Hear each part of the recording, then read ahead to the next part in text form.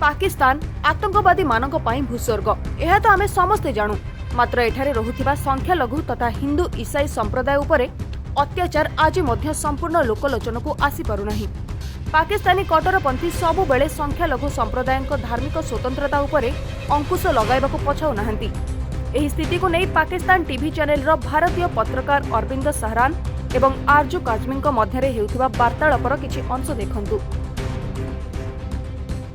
आरजू काजमी को कैसा महसूस होता है जब हमारे यहाँ से लोग इस्लाम को निशाने पर लेते हैं?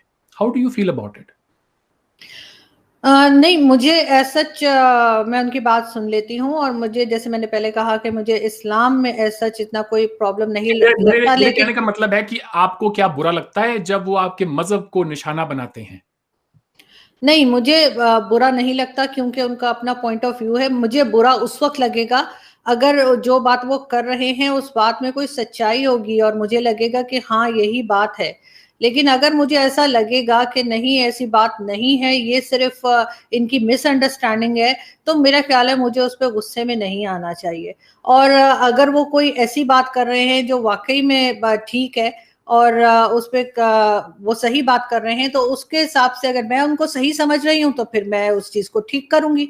तो मुझे समझ नहीं आती कि जब हम अपने शोज करते हैं, हम किसी से बात करते हैं, हम ट्विटर पे या शोज में कहीं भी बात करें, तो लोग इतने ज्यादा गुस्से में आ जाते हैं वो बात सुनने के बाद, और अगर उनको पसंद ना आए और यहाँ तक के तरह तरह के मैसेजेस करना शुरू कर देते हैं कि मार देंगे, ये कर देंगे। भाई क्यों मार दोगे? अगर हम गलत कह रहे हैं तो फिर तुम्हें परेशान होने की जरूरत ही नहीं, हम तो गलत कह रहे हैं।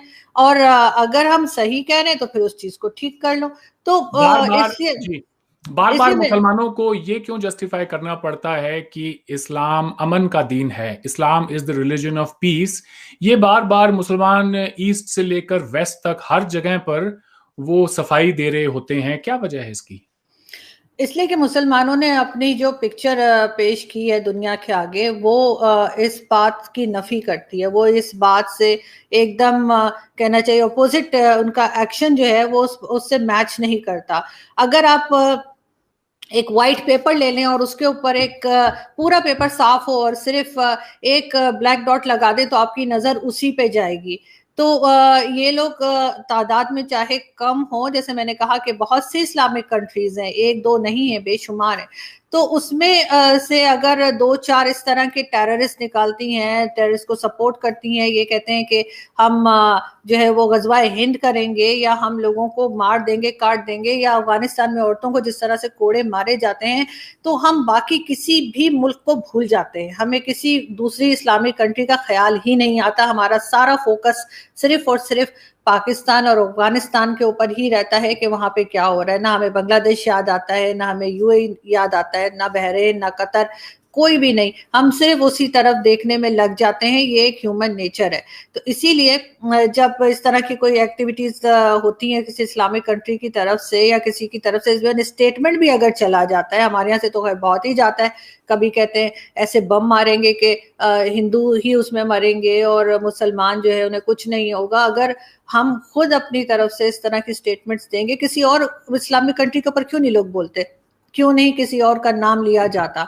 सिर्फ अफगानिस्तान, पाकिस्तान और इसी तरफ के लोगों को क्यों कहा जाता है? क्योंकि हमने वही पिक्चर पेश की है, हमने अपने आप को वही बना के दिखाया है जो एक गलत पिक्चर है। और इसीलिए लोग हमें बोलते हैं इस पे हमें सुनने की या तो आदत डालनी होगी या फिर अपने आप को ठीक करना होगा। जी, ये बात आपने बिल्कुल दुरुस्त कही। आगे बढ़ते हैं। मोहन भागवत साहब जो कि आरएसएस के प्रमुख हैं, उनके हेड हैं, उन्होंने हाल ही में एक बयान दिया कि हिंदुस्तान हमारे मुसलमान भाइयों के बगैर और हिंदू धर्म उनके बगैर अधूरा है। तो क्या आपने इस स्टेटमेंट को पाकिस्तान में किसी टेलीविजन चैनल पर देखा?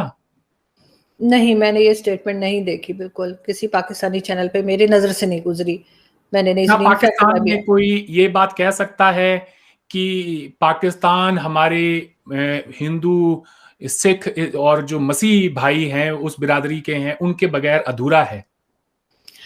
कह सकते हैं। जिस वक्त अभी किसी को सुना है आपने कहते हुए ये?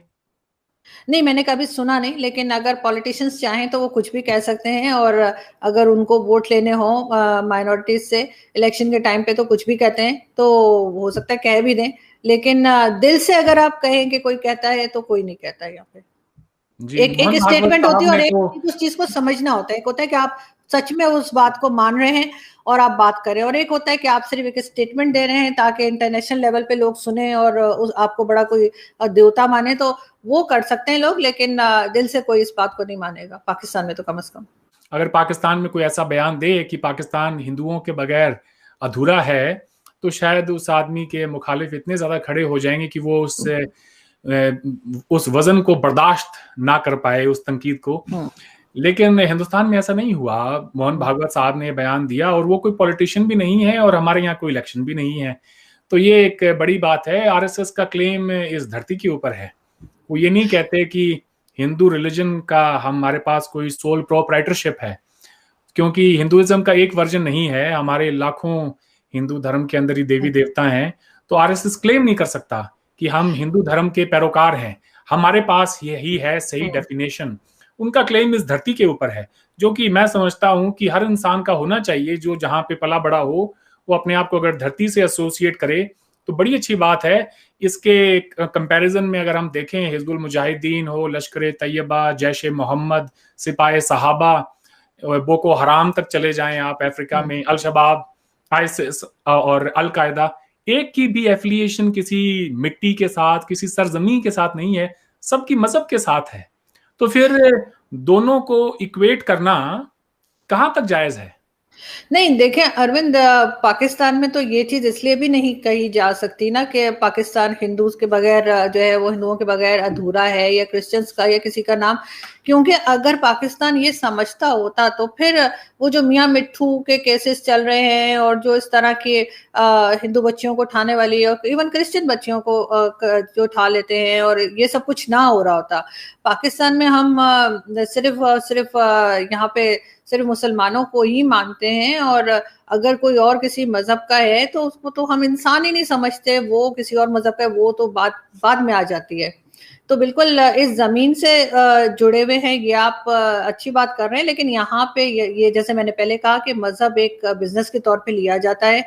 चाहे कोई भी रिलीजियस स्कॉलर हो, कोई आप स्कॉलर तो खैर इनको नहीं मैं मानती, मौलवियों को नहीं कहना चाहिए, लेकिन जो ये मदरसे चला रहे हैं, जो ये डोनेशंस जमा कर रहे होते हैं, कभी ग़ज़वा-ए हिंद के नाम पे, कभी कश्मीर के नाम पे, कभी फ़लस्तीन के नाम पर, इनका कभी आप लिविंग स्टैंडर्ड देखिए तो आप हैरान हो जाएंगे कि इनके पास क्या चीज़ नहीं है। इनके बच्चे बाहर पढ़ रहे होते हैं। ये बिल्कुल इसी तरह से है जैसे कोई आदमी जो ड्रग्स बेचता हो, वो अपने बच्चों को कभी ड्रग्स नहीं देता, वो कहता है उनको उस ड्रग्स से अलग रखता है। इसी तरह से ये लोग जो अपने मदरसे इन्होंने खोल के रखे हैं, और लोगों के पास कुछ है नहीं, इतनी पॉपुलेशन इतनी खौफनाक तरीके से बढ़ गई है कि लोगों के पास अपने बच्चों को पढ़ाने के लिए और खिलाने के लिए पैसे नहीं है, तो वो इन मदरसों में उन बच्चों को छोड़कर आ जाते हैं। और ये जो मौलवी हैं, ये अपने बच्चे बाहर पढ़ाते हैं, और वो बच्चे जो गरीब घरों के होते हैं, वो इनके घर में नौकरों की तरह काम भी कर रहे होते हैं।